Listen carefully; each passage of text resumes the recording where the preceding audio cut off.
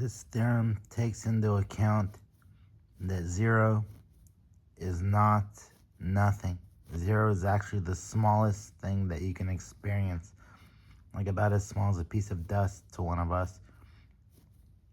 And that there are different sizes of infinities, large infinities and small infinities, and that the smallest object in existence is not cemented in fact, and in fact, the smaller the objects get, the more we have to reassign what 0 is and get smaller and smaller.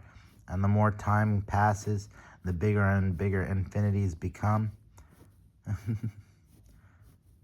And if you look over it, we have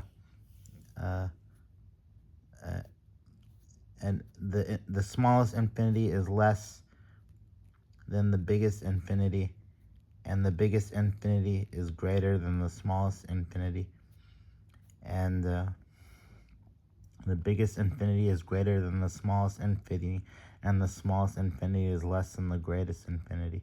And we have to do them both ways, backwards and forwards, because the order which you calculate them in matters if you yourself are in fact the smallest object in the room or the biggest object in the room, as we happen to be. In this case, the thinnest person who ever lived. Not anymore. I've been eating. Look at these wrists. So 0 to the 0 power is less than 0, and 0 to the infinity power is less than 0. And I don't know if this is exactly right. This one might be backwards. It might have to be a greater than. But that might be the only mistake on it.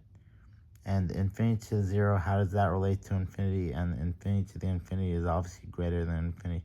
Is it less than infinity? Should we be putting subscripts on the infinities to identify them uniquely, or as we're comparing two different infinities? Or are we taking an infinity to the 0 power and then comparing it to its previous value? And that's really hard to do with infinity, since they're already higher than you can count, and you're kind of estimating with algebra to begin with what their value equals. So it makes a lot of trouble for you trying to count infinities more than one at a time. So you can get your little processors overloaded and go crazy and stuff because they don't know how to safely do equations.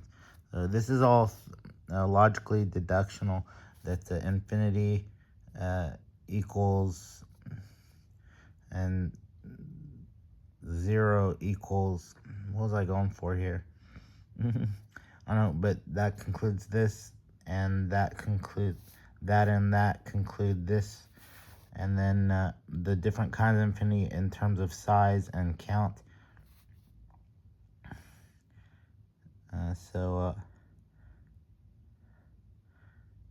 Infinity to the 0 is less than infinity. Infinity to 0 is greater than infinity. In terms of size, infinity to the 0 power is greater than infinity.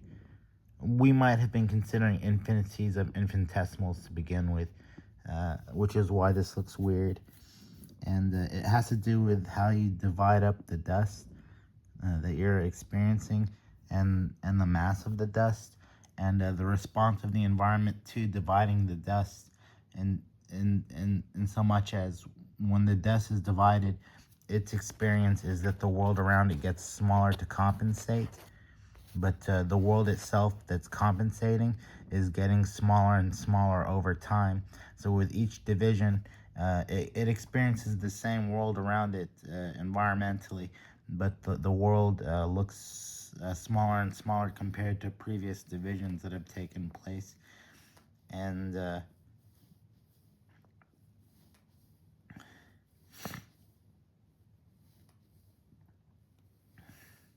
I'm not sure this is making much sense anymore. It looks bad. Passed it out. Here's something that'll brighten your day, though. Here's a Gonzo doing a 9631. That's kind of what it's on, form of infinity.